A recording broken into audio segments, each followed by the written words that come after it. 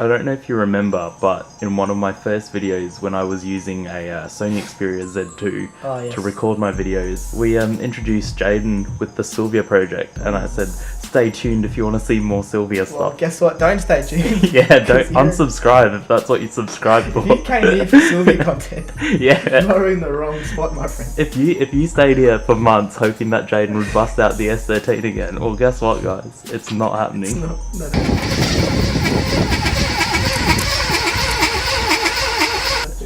Because now he's driving an auto Skyline. And he likes to let his parts ferment, which I love to. Which means it's gonna be auto for a bit longer. You just gotta wait, boys. You gotta wait, yeah. Just stay. So subscribe if you want to see a Skyline build. Hit that MFing like button.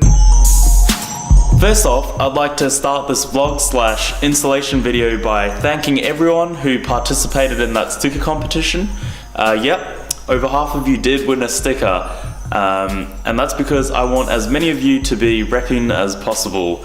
So I'll be having a few more of those competitions as soon as I get more stickers printed off. But yeah, a massive thank you to everyone who threw their cars up in the comments, and definitely try again for round 2 if you didn't win one this time. Today I walked outside and there was a parcel on the front porch. I know what that is, and you probably know what that is thanks to the title of this video.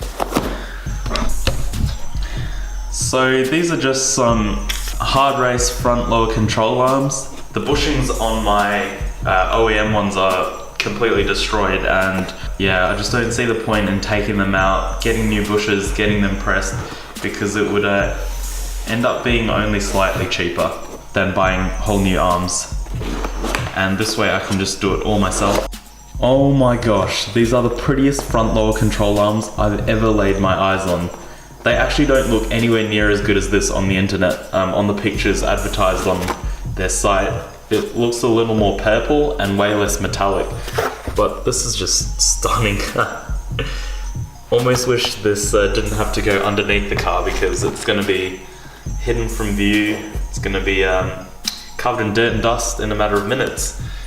But yeah, I'm keen to install it. Alright, so the car's now jacked up. It's on axle stands for ultimate safety. For once I'm wearing proper footwear, which is new to the gutter rash scene, but it definitely makes life a lot easier. And these are the bad boys, which we'll be installing today. It's a shame that we won't be able to see these. But let's get started. So first I removed the brake sensors, which were just 2 nuts over here. And then I got rid of the fork, which just undo the 14mm bolt here and the 17mm bolt down at the front lower control arm, and just slid that out. What we've got to do is remove 1, 2, 3, 4, 5 bolts. This joint over here is ridiculously difficult to get off. It's got a cotter pin, and it's also a ball joint, which means you need a tool to remove it, or a nifty trick, which I tried on the other side and didn't work, so I'm a bit stumped. I've decided to take a break. We've got Cami G over here, just doing a bit of photography. It's a bit wet out here today, but the sky's pretty, and these tracks would make for some nice pictures. Yeah, but that cotter pin, I had no clue that it was gonna be that bad. I've spent so long on it, and I've used all sorts of pliers, the hammer. It's just a tight space to reach. Already drawn blood numerous times, but hopefully when I get back home with a fresh mind, I'll be able to tack it and get it out.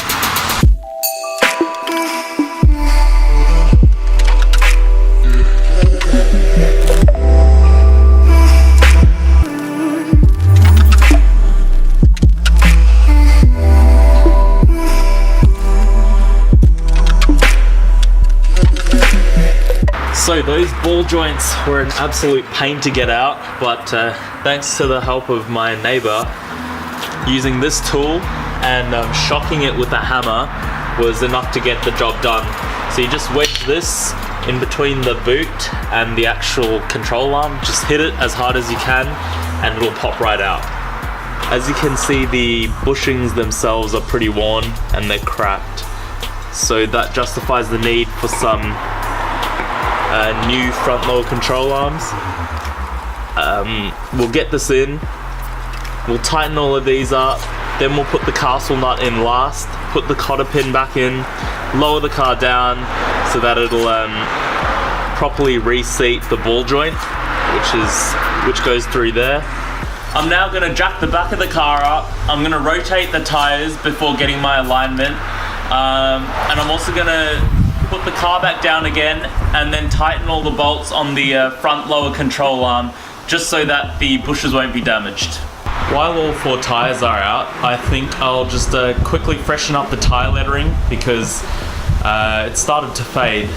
It's pretty impressive. It's lasted quite a few months already, so it's definitely better than I expected, considering it's just some Sharpie marker. Boys and girls, it's finally done. It's taken me a lot longer than I thought it would, as per usual. I should have seen that coming. Like 1 or 2 days turned into like 3 or 4, so classic. The hardest part was getting that ball joint out, where the front lower control arm meets the knuckle. That little castle nut and the cotter pin, easy to take off, but the ball joint, it needs some serious impact to get that loose. Yeah, so I've tightened everything up. We're gonna lower the car now, tighten up the lug nuts, and take it for a bit of a test drive. I'm excited. I haven't driven my car in a few days now, so it'll be good to get back into the driver's seat. And that's that. The wheels are cleaned, the front lower control arms are now on, and the tire lettering's been freshened up. So I've taken it for a few drives over the past few days, ever since getting the arms in, and the responsiveness of the car is definitely increased in comparison to earlier. However, I wouldn't say it's as dramatic, or well, anywhere near as dramatic as, say, coilovers or tires, but it still definitely did make a difference, which is great. So thanks everyone for tuning in. The past couple of weeks have been a bit of a mess with the computer going downhill, and I was in the process of actually filming a video with Jaden and a couple of other friends when a traffic incident occurred, so I wasn't able to actually release that video or the other one that I had planned, which is why this was a bit delayed. But bad luck aside, it's been really fun working on the Integra again. It's been a while since I've properly modified or maintained the car, so it was nice to get back into that for a bit just before the holidays ended. So thanks everyone for watching. Hope you enjoyed the video. Remember to like, subscribe if you haven't, leave a comment, let me know what you think. Yeah, I'll catch you guys on the next video.